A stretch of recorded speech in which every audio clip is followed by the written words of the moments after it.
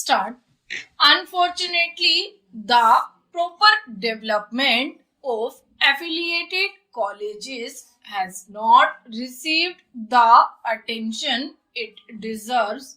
The vast majority of them is in the private sector and is subject to its strengths as well as weaknesses. While some colleges in metropolitan areas are very big, about 45% have an enrollment of less than 500.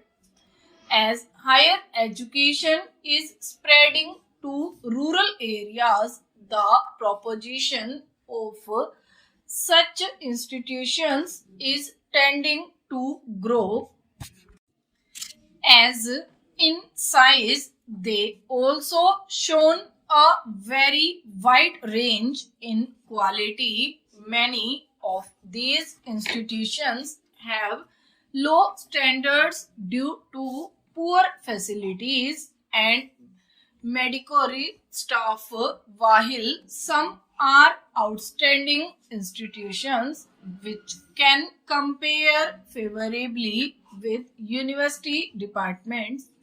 Their finances are often unsatisfactory, especially because the grants in aid systems are generally out of date and often badly administered. The university is responsible for their academic standards, while the state government are responsible for their grants in aid.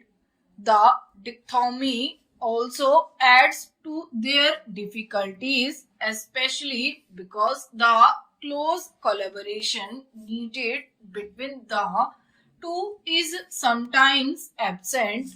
Added to all this, there is often an unhealthy rivalry between university departments and affiliated colleges or between the colleges themselves.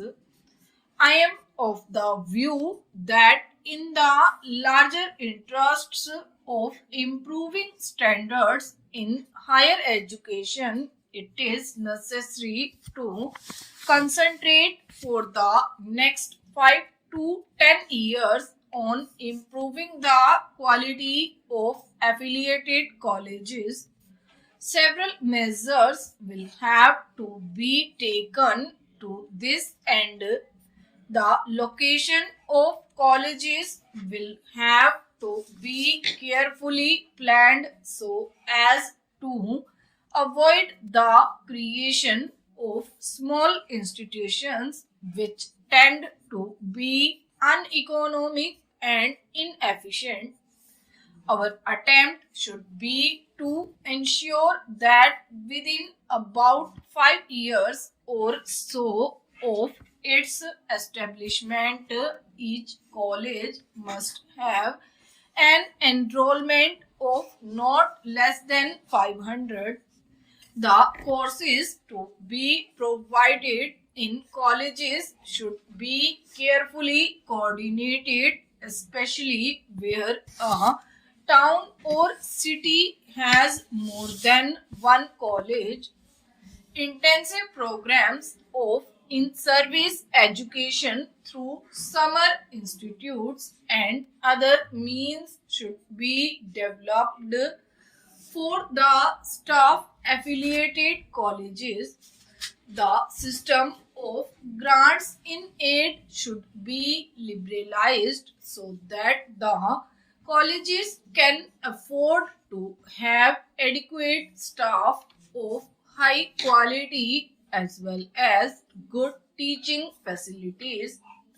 The universities should strive to assist the colleges to supplement their facilities through common programs, and a much closer liaison should be built up between the universities and state governments in a common program to improve standards of colleges in the country, Delhi provide, I think, a good example of what the close collaboration between a university and its colleges should be. All colleges, including those set up by government, are under the control of their own autonomous bodies.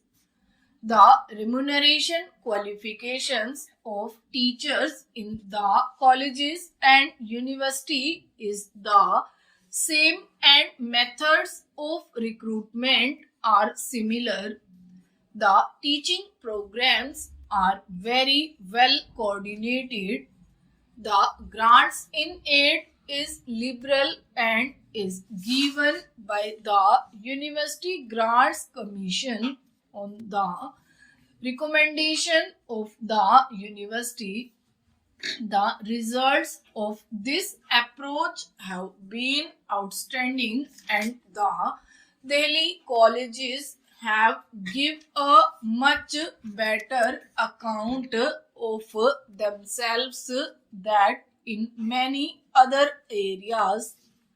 It would be a good thing if the Delhi model is adopted elsewhere, also in other metropolitan areas and big cities in the first instance, and then generalized to other areas in the light of experience gained. It would be untrue to my part as a university man if I did not share with you some of my ideas about the chief concerns of a college as a center of higher education in its educational work. The first thing that comes to my mind is its concern for the individual and the spiritual. This may sound a little out of fashion, but I feel it is a vital concern. There is a dangerous tendency to neglect the things of the spirit in the overemphasis on material welfare. The final justification of education is an enrichment of life for individual human beings and the full development of their spiritual potentialities. Whatever else the college may or may not do, education in this sense should be its first concern. Its second main concern should therefore be to organize its work as to make the realization of this educational aim possible. This implies mediation between the subjective mind of the educand and the objective mind concertized in the manifold goods of culture, mediation that is between the individual student and his culture, between him and the science, the arts, the techniques, the religious, the moral and legal codes, the social forms, the institutions, the personalities in which human culture is embodied, stored as it were. But every mind cannot get its nourishment indifferently from any goods of culture. There must be a correspondence between the mind to be educated and the mind embodied in the goods of culture.